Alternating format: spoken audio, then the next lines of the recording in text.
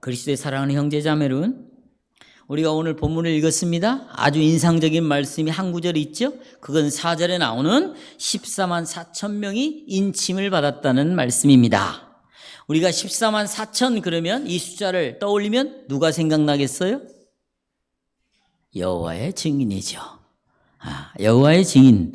이 여호와의 증인들은 하나님으로부터 구원을 받은 총수, 전체 수가 14만, 문자 그대로 14만 4천 명만 구원을 받는다는 것이죠. 그래서 자기가 그 14만 4천 안에 들어가기 위해서 율법을 지키고 온갖 하나님 앞에 충성을 다하는 것. 그래서 여러분, 피 흘리지 말아라, 사람 죽이지 말아라, 살인하지 말아라. 이걸 계명을 어기면 그들은 24만 4천 명의 안에 못 들어가는 거죠. 그러니까 군대도 가지 않는 것이에요. 이런 터무니없는 주장을 우리는 그냥 웃고 넘어갑니다. 자, 이제 그 대신에 이 14만 4천 명이 옛 언약 백성인 이스라엘을 가리키는 것인가? 아니면 신구약을 통틀어서 전체 하나님의 언약 백성을 가리키는가?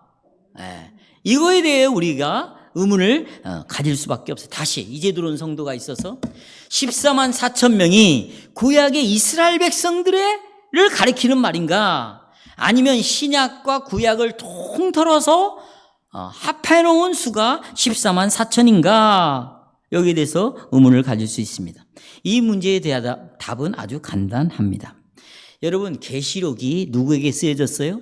예수 그리스도를 거절한 옛 언약 백성인 이스라엘에 대한 하나님의 심판을 예언하는 그런 사실을 우리가 기억한다면 이 답은 금방 나오게 돼 있어요.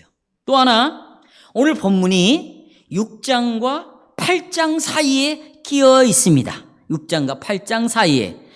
이 의미가 무엇인가? 왜 6장과 8장 사이에 끼어 있는가를 깨닫는다면 14만 4천 명이 누구를 가리키는 것인지 우리는 곧바로 알 수가 있습니다. 다시 말해서 여러분, 6장까지는 첫 번째 인부터 여섯 번째 인이 하나씩 떼어지면서 인의 심판이 시작이 된 거죠. 그렇죠? 심판 중에 또 일곱 번째 마지막 인의 저주가 부어지기 전에, 그러니까 심판 중에 그리고 마지막 심판이 부어지기 전에 그 사이에 잠시 심판을 중단을 시켰어요. 그러니까 여섯 번째 인과 일곱 번째 사이에 심판을 중지시키고 그 사이에 하나님께서 당신의 백성들에게 인을 치신 것이에요. 그럼 답이 나왔죠. 이들이 누구인가? 이건 앞으로 미래에 있는 우리들을 향하여 쓴 게 아니에요.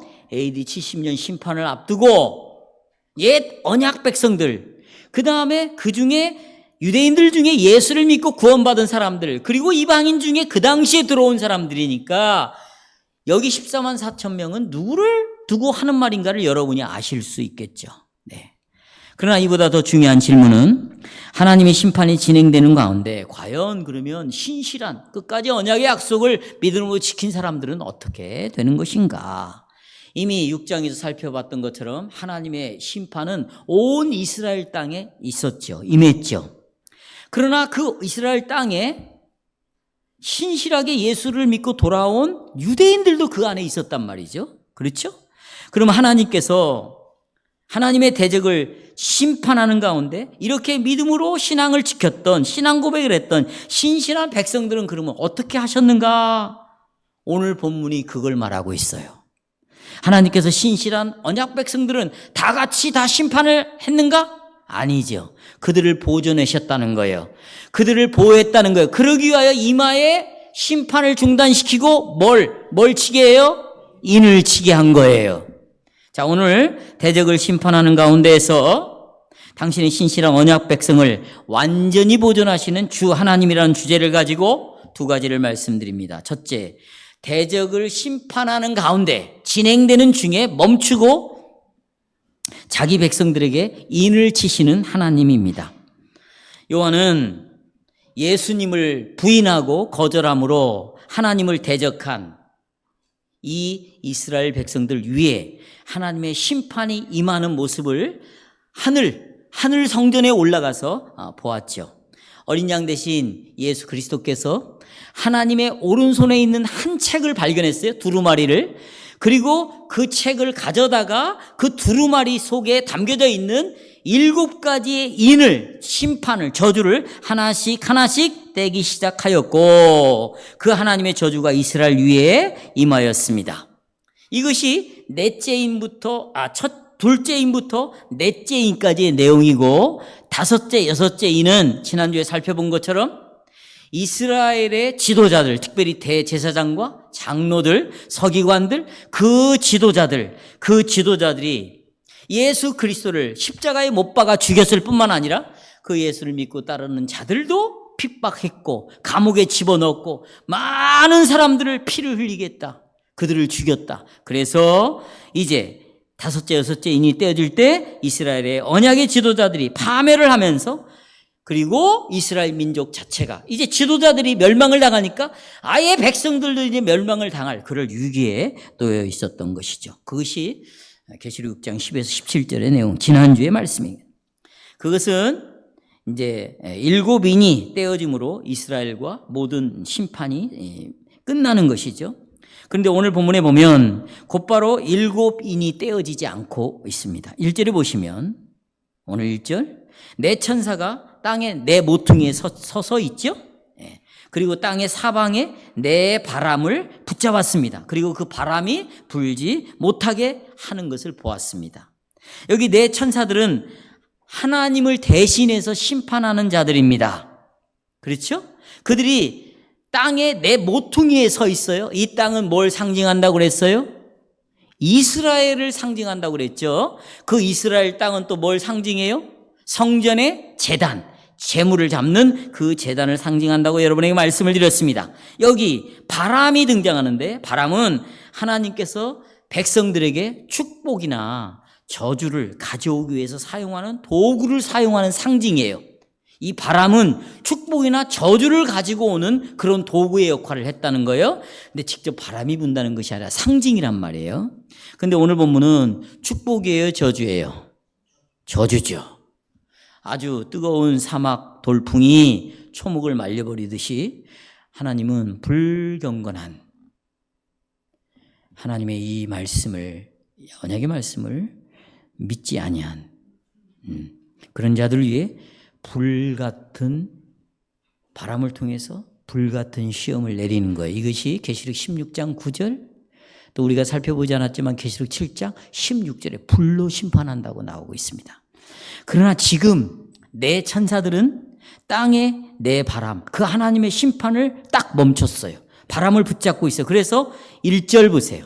중간에 보시면 땅이나 그랬습니다. 땅, 이것은 이스라엘이죠. 바다, 이건 이방인을 가리킵니다. 어떤 나무, 이건 의인이라고 말하고 있어요. 이런 사람들에게 하나님의 바람이 불지 못하도록 막았단 말이죠. 이 천사들은 바람을 왜 붙잡고 있는 걸까요? 왜 이 천사들은 하나님의 심판을 지금 중단하고 있는 걸까요? 2절에 보시면 그 이유가 나와요. 2절. 또 다른 한 천사가 내 천사에게 바람을 붙잡고 있을 것을 명령했기 때문에요. 심판을 멈추라고 한 천사가 명령했어요. 이 천사는 누구예요? 예수 그리스도가 보낸 천사입니다. 2절에 보면 이 천사는 어디로부터 올라옵니까? 해 돋는 데서부터. 해는 어디서 떠요? 동쪽에서 올라오고 있습니다. 여러분, 성경에는 해 돋는 곳, 해 뜨는 데부터 해 지는 데까지, 이런 그런 노래도 있잖아요. 해가 뜨는 곳은 하나님의 영광이 등장하는 시작이에요. 그래서 여러분이 성경을 읽어보면 하나님을 대신해서 일하는 사역자들은 전부 동쪽에서부터 나옵니다. 물도 동쪽에서 흘러가요.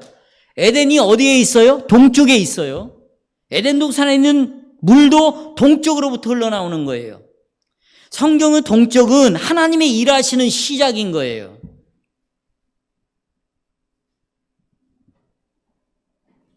그것이 이사야 41장, 46장, 에스겔 43장에 잘 나오고 있어요. 그러면 이 천사는 왜 내 천사에게 바람을 붙잡고 있으라고 말하고 있는 거예요.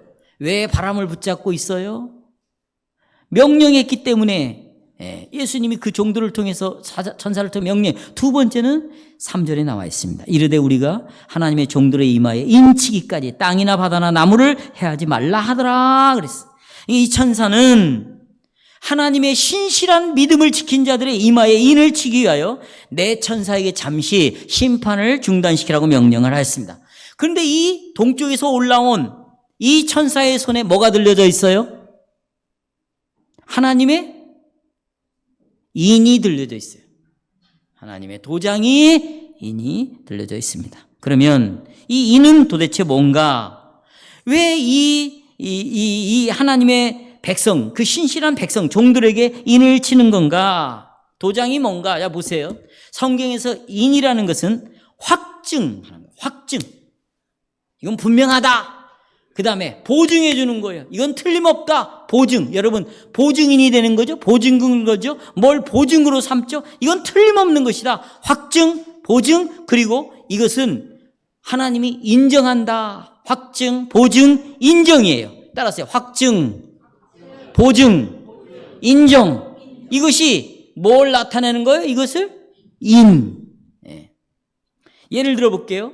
여러분, 열왕기상 21장 8절에 보면 이세벨이라는 아주 악한 아합의 부인이 아봇의 포도밭을 갖기를 원했어요. 그래서 이것을 포도밭 내놓으라고 하니까 난 절대 줄 수 없다. 이건 하나님의 기업이다. 줄 수 없다. 그러니 이걸 빼앗고자 해서 아합의 이름으로 장로들에게 또 높은 귀인들에게 편지를 보낼 때 아합의 도장을 찍어서 보냅니다. 인을 찍어서 보여요. 그 이유는 뭐예요? 이것은 아합이 쓴 편지가 분명하다라고 확증을 해주는 것이에요.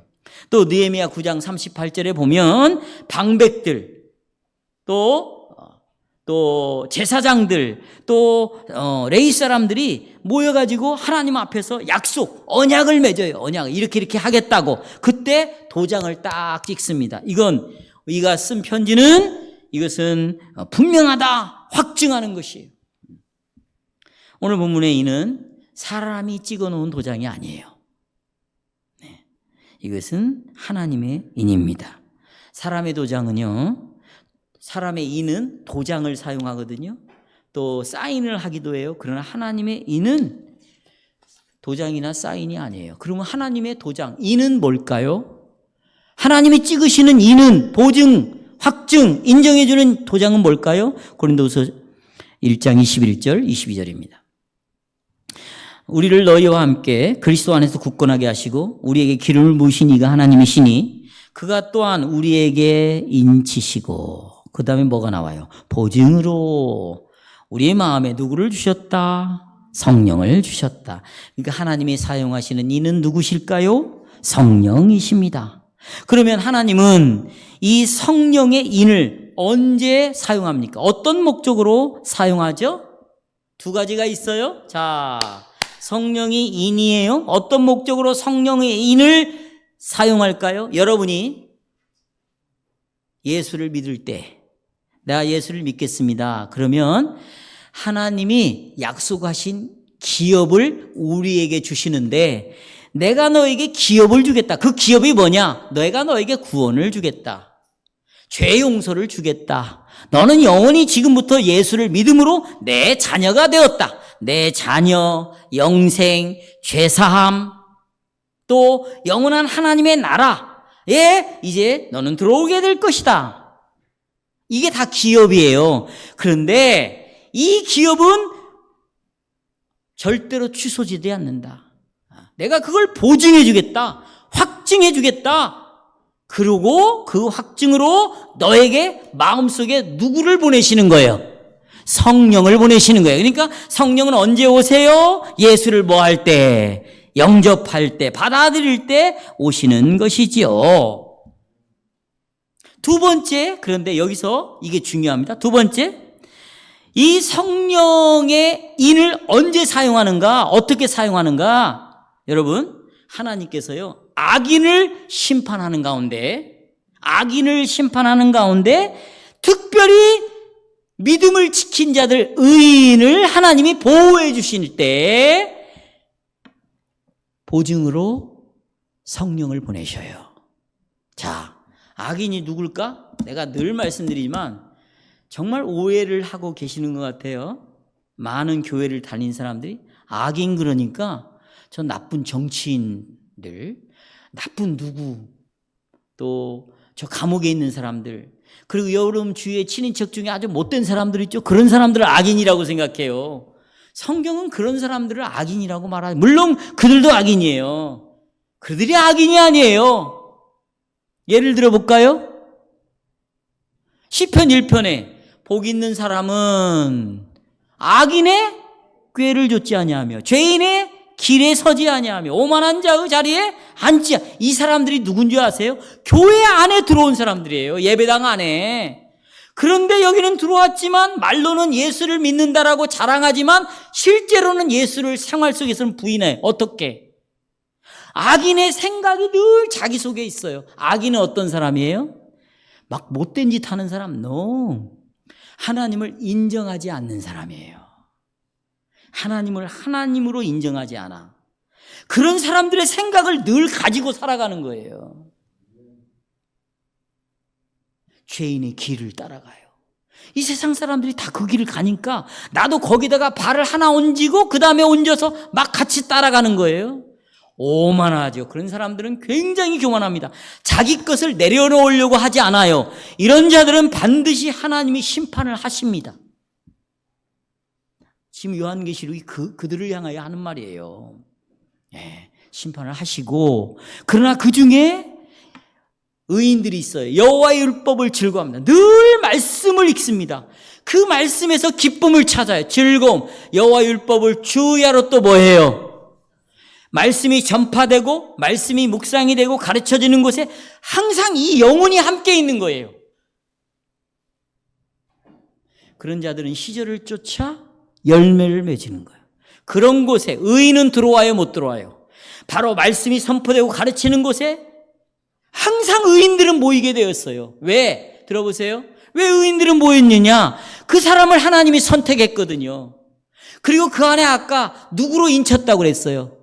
성령이 계시거든요. 그러면 성령은 뭘 통하여 역사해요? 말씀으로 역사하거든요. 그러니까 말씀이 있는 곳에 이 사람을 항상 끌고 들어오는 거예요. 누가? 성령이. 여러분, 내가 오고 싶어서 오고 안 오고 싶어서 안 온다고 다 생각하고 있어. 성령이 역사하지 않는 거예요. 왜? 마음이 강팍하니까. 악인의 회중에서 놀아나니까. 이건 제 말이 아니에요. 그러니까 여러분이 판단하시고 여러분이 심판받을 자처럼 살면 되는 거예요. 저는 제 신앙 지키는 거예요. 우리 가족, 우리 자녀들 신앙 지키는 거예요. 여러분은 여러분의 식구 챙기세요. 다른 사람 신경 쓸 거 없어. 내 영혼 지켜놔야 돼. 이해하시겠어요? 그때 인을 받은 자는 악인의 심판 중에 의인은 하나님의 신앙을 지킨 경건한 자들은 심판을 안 받습니다. 왜? 인을 받았으니까. 그 안에 누가 들어오셨으니까. 성령이 들어온 자를 죽여버리면 성령은 무슨 의미예요? 그건 확증이 아니죠. 보증이 될 수가 없죠.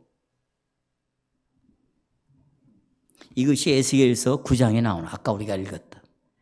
자, 1절 보시겠어요? 하나님은 예루살렘 성 안에 있는 모든 자들을 멸망시키기 위해서 당신의 사자에게 죽이는 무기를 손에 들고 나오라고 그랬어요. 그 1절이에요. 2절, 죽이는 무기를 들고 6명이 나왔어요. 그런데 특별히 한 사람 가운데 베옷을 입고 허리에 서기관에 먹그릇을 차고 있었어요. 그렇죠? 하나님은 예루살렘 거민을 죽이기 이전에, 다 심판하기 이전에 먼저 서기관의 먹그릇을 찬 사람 불러서 4절 이렇게 말했어요. 너는 예루살렘 성읍 중에 4절 순행하여 그 가운데 행하는 모든 가증한 일로 인하여 그걸 슬퍼해. 죄 짓는 거. 그거에 대해 우는 자들, 경건한 자들이죠. 그러니까 그들 이마에 먹으로 표시를 해줘라.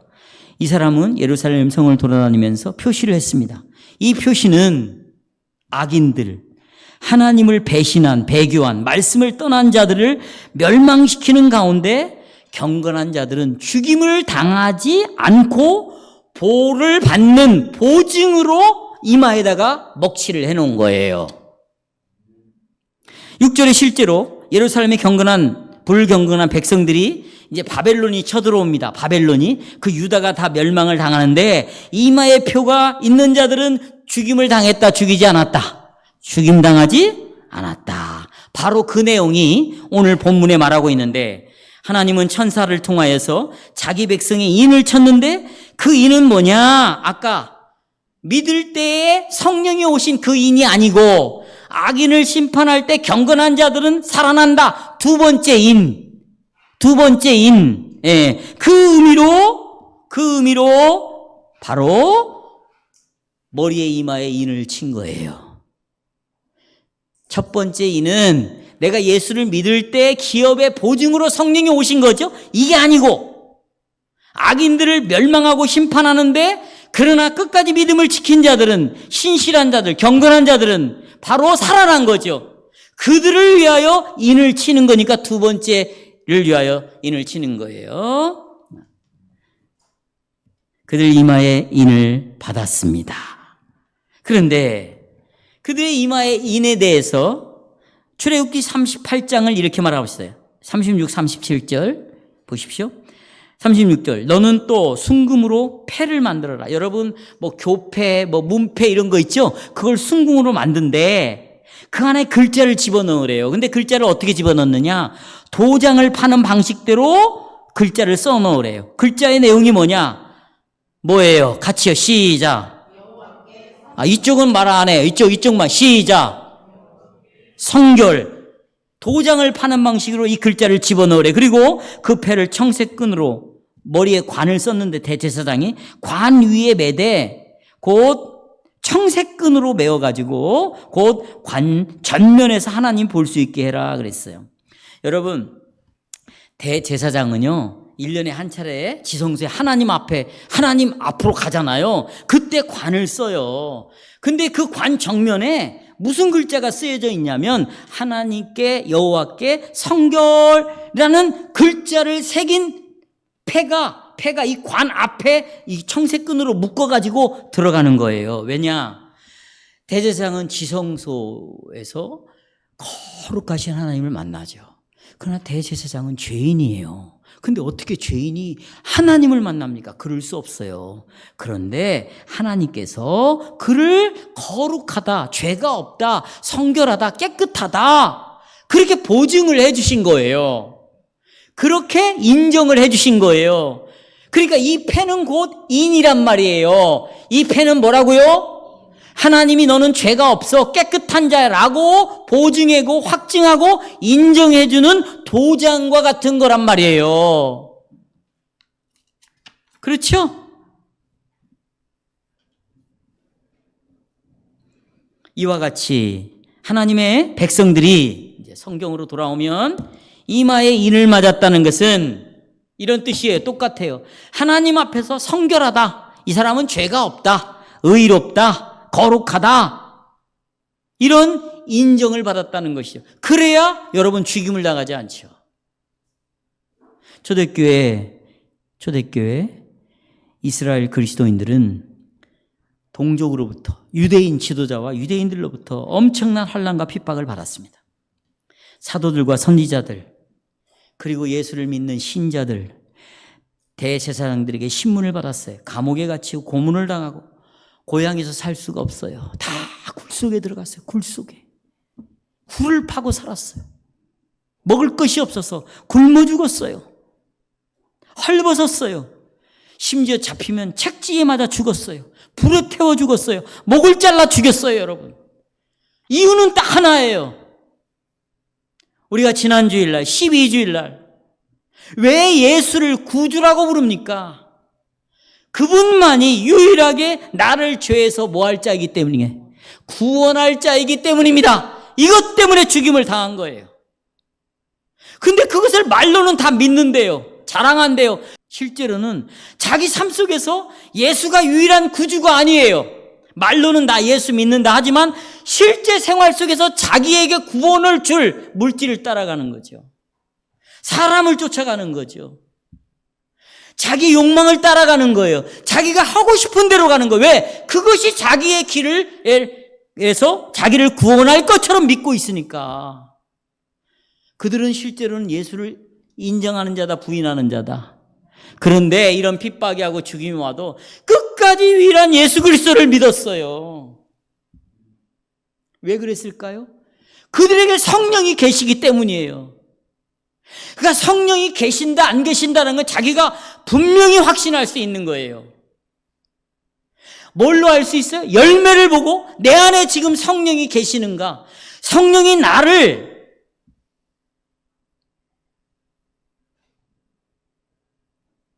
생명의 길로 이끌고 있는가? 내게서 어떤 열매가 지금 맺혀지고 있는가? 그걸 보면 아, 성령이 계시는구나. 그렇게 지금 끌고 가는구나. 우리가 지금 확신할 수 있는 거예요.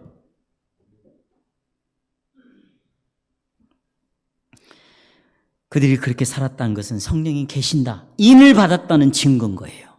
네. 여러분, 자 보십시오. 초대교회만 그런 게 아니에요. 여러분과 저에게도 인을 지금도 계속 치십니다. 인을 치셔요. 자, 여러분이 물로 세례를 다 받으셨죠?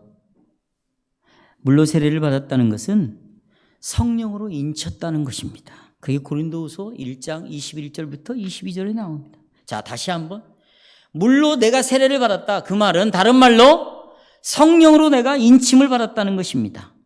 우리가 보세요.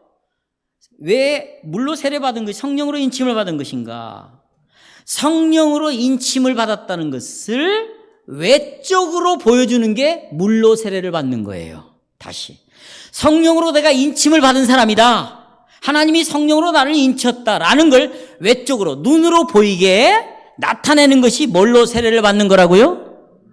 그러니까 물로 세례를 받을 때 그가 그의 신앙의 고백을 따라 고백으로 회중 앞에 자기의 신앙 고백을 하고 그 다음에 세례를 받을 때에, 물론 유아 세례는 경우는 달라요. 그럴 때에 이 사람은 물 세례를 받음으로 성령이 나를 인쳤다라는 것을 확증하는 시간이에요.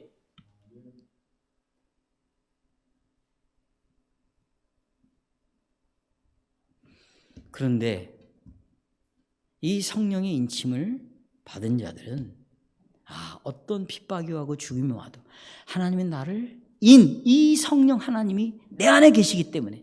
그럼 성령이 왜 들어오셨어요? 누구를 믿기 때문에 오신 거예요? 바로 그겁니다. 그렇게 예수를 보낸 것이 누구예요? 아들을 보낸 게 누구예요? 그러니까 인이 쳐질 때는 삼위 하나님이 공동으로 내 안에 역사하는 거예요. 아버지는 아들을 보내고 아들은 누구를 보내서 인치고. 이것을 언제 이렇게 결정을 했을까요? 창세 전에. 그 삼위 하나님은 그래서 언약을 맺으신 거예요. 창세 전에 아버지는 여러분에게 인치기 위하여 계획을 세웠고, 아들은 그 계획을 가지고 이 땅에 오셔서 죽으셨고, 성령은 그 예수를 믿는 자의 심령 속에 들어오시겠다고 이미 창세 전에 언약적인 서로의 약속을 한 거예요. 그리고 예수님이 그러잖아요. 뭐라고 말해요? 나는 이 땅에서 아버지의 뜻을 다 이루었다, 그 말이에요. 왜? 창세 전에 아버지와 성령과 약속을 했어요. 그 약속대로 예수님이 순종했거든요. 언약이라는 것은 약속이 있고 그 약속에 대해 우리는 믿음으로 뭐 해야 돼요? 하나님 우리에게 약속을 주셨지만 우리는 믿음으로 뭐 해야 돼요? 이 언약적인 협약이 삼위 하나님 안에 창세전부터 이루어진 일이에요. 그런데 어떻게 성령이 계시어서 인을 받았다고 하는 자가 어떻게 자기의 뜻대로 살 수 있어요? 연약하니까. 그들은 곧바로 회개하고 돌아옵니다. 즉시로 회개하고 돌아와요. 왜냐하면 성령께서 내 안에서 슬퍼하기 때문에 이 슬픔이 곧 나의 슬픔이 되기 때문에 살아갈 수가 없어요. 성령이 죄를 지을 때 근심하기 때문에 그 근심이 나에게도 전달되기 때문에 이 근심을 가지고 살아가지도 못하도록 해버리는 거예요. 그러니까 곧바로 회개하고 돌아오는데 끝까지 주장하고 살아가는 거야. 어린애들도 그래요. 어린애들도. 성령의 인친자들을 보호하신다. 보호하신다.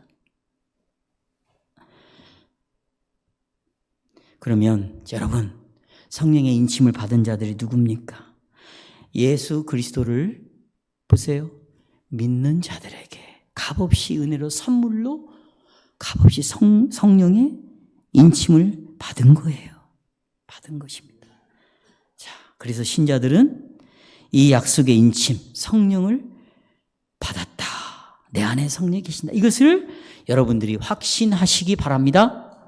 두 번째, 인침을 받은 자의 수죠. 아주 궁금하죠? 이 전체의 수를 합해 놓으니까 몇이 되는 거예요? 14만 4천이 되는 것이에요. 여러분, 결론부터 말씀드릴게요. 이 14만 4천 인침을 받은 자들은, 자, 이스라엘의 12지파에 속한 사람들이지 여호와의 증인들도 아니고 여러분과 저도 아니에요. 다시, 이 14만 4천은 12지파에 속한 자들이에요. 이것은 지금 먼 미래를 놓고 예언한 것이 아니고 AD 70년을 놓고 예언을 한 말씀이기 때문에 그 당시 12지파에 속한 옛 언약 백성들이 회개하고 막 돌아오는 거예요. 그렇죠? 예, 그들을 두고 지금 하는 말이에요. 그 이유가 뭔가 근거를 이제 지금부터 말씀을 드릴게요. 자, 보십시오. 우리가 5절부터 8절의 말씀을 살펴보면, 자, 각 지파마다 몇 명씩, 각 지파가 많아요. 그런데 그 중에 몇 명만, 12,000명만 인침을 이마에 받았다고 말하고 있어요. 12,000명. 그런데 자, 보십시오. 핸드아웃을 보시면 12,000을 이렇게 풀어놨어요. 12,000은 뭐냐? 12지파 곱하기 몇이다? 1000이다. 그러면 뭐가 돼요? 그렇지요. 그러면 12의 의미와 1000의 의미를 알면 배우면 되겠죠? 자, 여러분, 왜 12지파만 세웠을까? 이왕이면 13, 14지파는 안 되는 거예요? 예수님이 왜 12사도만 불렀을까? 왜 하나님의 나라가 12돌, 12문으로 되어 있을까? 12이 뭐냐? 그것은 완전하다, 그런 뜻이에요. 그러니까 하나님이 선택한 사람들은 부족하다, 부족하지 않다. 부족하지 않다, 완전하다. 그런 뜻이고, 1000이라는 말은 많다, 그런 뜻이에요. 1000이라는 건 뭐요? 많아요, 많아. 그래서 여기 신명기 1장 11절에 보면 너희 열주의 하나님 여호와께서, 핸드아웃에 있죠? 너희를 현재보다 1000배나 많게 하시기를 원한다. 그 말은 많은 수를 있게 한다. 그러니까 아브라함에게 하신 말씀같이 하늘의 별같이 바다의 모래같이 많은 수가 있을 것이다. 예. 또 신명기 7장 9절 우리가 잘 아는 말씀이 하나님을 사랑하고 그 계명을 지키는 자에게는 몇 대까지? 1000대까지라는 말은 많은 수가 복을 얻을 것이다. 또 시편에서 하나님의 병거를 천천이라고 말해요. 병거. 왜냐하면 하나님의 천이라는 말은 많다라는 뜻이라고 그랬죠. 하나님의 대적과 싸우는 하나님의 군대의 수가 아주 많다, 이런 뜻이에요. 그러니까 14만 4천 명은 12지파의 인맞은 수 12,000명을 다 합쳐놓은 수니까 뜻은 똑같아요. 완전한 수다, 많은 수다, 그 말이에요. 주님은 왕으로서 언제나 완전한 수의 백성을 거느립니다. 네. 근데 아주 중요한 의미가 또 하나 있어요. 자, 1000이라는 수는 많다, 완전한 수다, 그런 뜻이라고 그랬죠? 또 하나의 의미가 있어요. 이스라엘 백성, 자, 보십시오.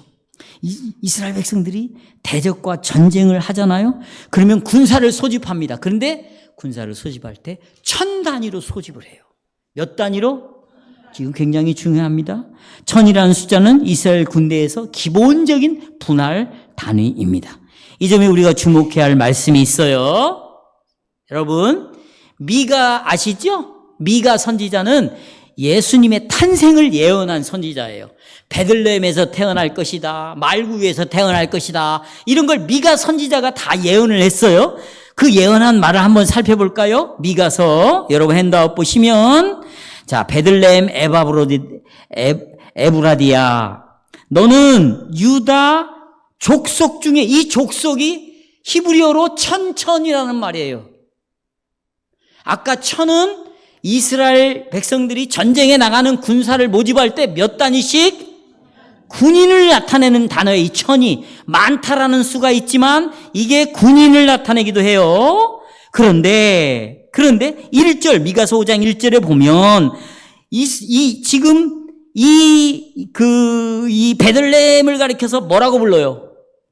딸 군대여라고 말하고 있어요. 뭐라고 말하고 있어요? 그래요. 그 다음에 2절에서는 천천이라고 말하고 있죠. 그러니까 이렇게 이제 정리가 됩니다.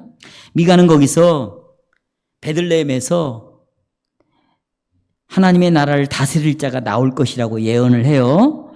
그리고 미가는 베들레헴에서 탄생하는 그 왕이 수많은 군대를 통솔을 해가지고 원수를 쳐부셔서 사람들을 구원해낸다. 이걸 지금 미가서에서 예언하고 있어요. 여러분 이걸 이해해야만이 오늘 여러분이 복음 설교를 듣고 가는 거예요. 아시겠죠? 천은 군대를 소집하는 하나의 단위다. 또 많다는 의미다. 그런데 바로 베들레헴에서 엄청난 많은 군대가 모집이 되는데 그 군대 속에서 이스라엘을 다스릴 왕이 나오고 그 군세를 통솔함으로 말미암아 원수를 이길 그럴 구세주가 온다. 이런 의미가 이 안에 들어 있습니다. 자, 이제 보십시오. 성도 여러분. 요한은요. 하늘 성전에서 14만 4천이라는 이 소리를 들었어요. 그러니까 군대에서 점호하는 소리를 들은 거예요. 군대를 점호하는 거예요. 그 수는 어마어마해요. 그들은 전쟁에 나가 싸울 백성들이에요. 그런데 이 백성들 가운데에서 누가 오냐면 예수 그리스도가 탄생이 되는 거예요. 왕으로 오시는 거죠. 군대를 통솔해요. 그리고는 적들을 이겨서 멸망을 시키는 것이에요. 이걸 보았습니다. 그럼 이 군대가 뭐 할까? 어떻게 싸울까? 여러분, 총칼 들고 싸워요? 복음으로 싸워요. 그들을 하나님과 화해시킵니다. 죄를 제거함으로 화해시키고 사람과 사람 사이에 깨진 이 관계를 복음으로 다시 화목하게 해서 성도의 교통이 있게 하고 하나님과의 교제가 있는 놀라운 은혜를 주십니다. 이들을 남은 자라고 말해요. 그래서 로마서 9장 27절에 보면 하나님은 선지자 이사야의 예언의 말씀, 거기 보세요. 이사야 예언의 말씀을 따라 은혜로운 선택을 받은 자들을 남은 자라고 말해요. 그렇죠? 자, 보십시오. 선택을 받았는데 여기에는 남은 자들이 있다라는 거예요. 그러면서 여러분 놀라운 말씀이 있어요. 자, 로마서 9장 27절에 보면 언약의 백성 이스라엘이 하늘의 별과 같이 바다의 모래같이 많은데 남은 자들만 구원을 받는다는 거예요. 언약을 맺은 이스라엘이 다 구원받는 게 아니에요. 그러니까 교회 왔다고 다 구원받는 거 아니란 말이에요. 세례 받았다고 다 구원받냐? 아니라는 거예요. 이 안에 남은 자들이 있다는 거예요. 이 성경이 말하는 거잖아요. 그렇죠? 그런데 하나님이요, 이제 심판을 막 하기 시작하는데 예루살렘을 멸망시키고 옛 언약 백성들의 지도자들을 다 죽이고 파멸시키기 전에 먼저 이 신앙을 지킨 남은 자들의 이마에 성령으로 인을 치시고 그들을 살려낸다는 거예요. 구원해낸다는 거예요. 그래서 마태복음 24장 15, 16절에 보면 자, 보십시오. 15, 16절에 멸망에 가증한 것이 거룩한 곳에 선 것을 보거든 다 뭐해라? 거기 안 나와 있어요. 15, 16절 다 뭐해라? 어디로 도망가라? 그래서 AD 70년에 오기 전에 보셔요. 3, 4년 어간에 그러니까 66년부터 70년 사이에 이미 하나님의 말씀을 믿고 이 복음을 잡고 있는 자들은 하나님이 계속해서 말씀을 전해줬어요. 왜요? 그들은 모여서 구약의 말씀을 공부하기 시작했거든요. 그리고 그 구약에서 바로 예수 그리스도를 통하여서 이런 성취가 될 것이다. 이들이 알고 있었어요. 그래가지고 이들이 어디로 도망가냐? 그 근처에 있는 펠라라는 도시로 4년 동안 다 도망가 버려요. 펠라라는 지역을 쳐보세요. 거기에 유세비우스라는 유명한 교회사 학자가 이미 66, 70년 사이에 이 심판이 오기 전에 다 도망갔. 그러니까 입 맞은 자들은 죽었다 살았다 다 살려내는 것이에요. 내는 것입니다. 성도 여러분 보십시오. 이렇게 살려내는 것은 자 하나님의 주권이에요. 어떻게 살려내는지 언제 살려내는지 우리는 그걸 알 수 없어요. 이건 누구의 일이니까? 하나님의 일이니까. 그러나 보세요. 애굽의 땅에 열재앙이 내릴 때 이스라엘 백성들은 이 재앙으로부터 벗어났어요. 왜? 그들은 고센이라는 땅에 살았거든요. 여기는 하나님의 심판이 내리지 않았어요. 이런 방식으로 이렇게 자 3년 반 동안 아합 왕 시대에 비가 오지 않았어요. 그때 하나님은 엘리야를 먹여 살렸어요. 이런 방식으로 지금 이제 여러분 하나님의 심판이 코앞에 와 있어요.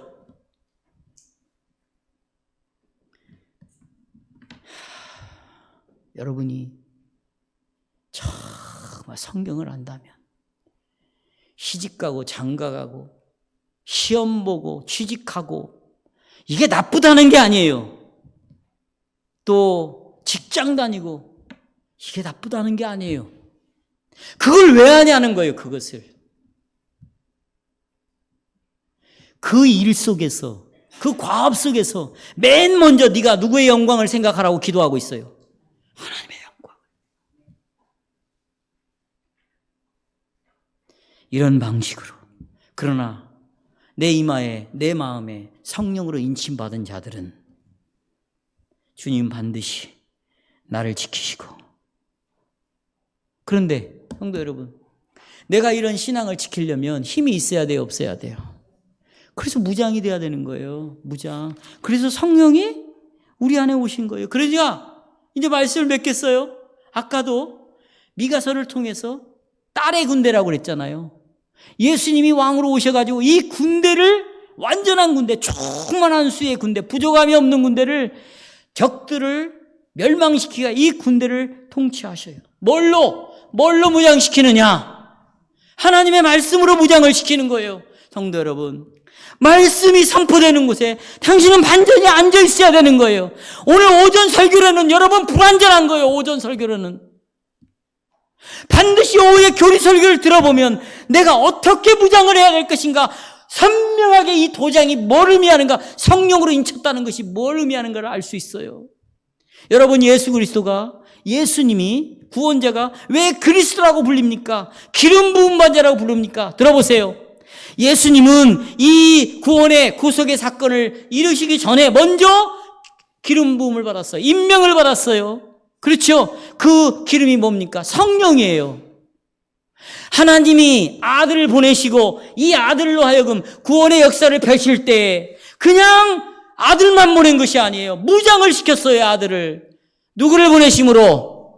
그렇다면 여러분 성령은 아버지와 아들 사이에 중보자 역할을 했던 거예요. 그러면 여러분 예수님이 우리를 위하여 구속을 이루셨어요. 우리는 그 예수를 믿어야 돼요. 그런데 예수님과 우리 사이에 누가 오셔가지고 성령이 오셔서 누구를 믿게 하고 누구를 위하여 살도록 성령은 계속해서 역사를 하는 거예요. 말씀을 통하여. 그 성령이 아니면 아들은 일을 할 수가 없는 거예요. 구원을 이룰 수가 없어요. 그러니까 반드시 성령으로 부음을 받아야 되고 여러분들이 예수를 믿을 때 성령이 내 안에 인으로 확증되지 않으면 이걸 믿지 않으면 신앙생활은 꽝인 거예요. 그 인이 없으니 어려움이 와보세요. 환난이 와보세요. 다 배교하고 배신하고 전부 다 세상으로 돌아갈 것이에요. 여러분 환난이 와봐야 돼요. 고난이 와봐야 돼요. 그래야 진짜인지 가짜인지 드러나게 돼 있어요. 그래서 하나님이 이스라엘을 40년 동안 어디로 인도하는 거예요? 왜요? 이들이 진짜 나를 믿는지 안 믿는지 시험하고 싶었던 거죠. 그런데 보세요. 전부 하나님을 배신하고 배교하고 떠났어요. 여호수아와 갈렙만 20세 이상 중에 살아남은 사람은 여호수아 갈렙밖에 없는 것이에요. 여러분은 뭡니까? 여러분은 정말로 여러분의 삶 속에서 성령의 인도를 따라갑니까? 그분이 인도하시는 길은 오직 한 길밖에 없어요. 내가 곧 뭐라고? 길. 예수, 그가 길인 거예요. 성령의 인도함을 받는 사람은 반드시 예수의 자리에 있는 거예요. 이 예수님은 여러분으로 하여금 너는 네 것이 아니다. 살아서나 죽어서나 너는 내 것이다. 몸도 영혼도 내 것이다. 그러니 내가 너를 지키고 보호하겠다. 그리고 성령은 기꺼이 즐거운 마음으로 누구를 위하여 살도록 역사한대요?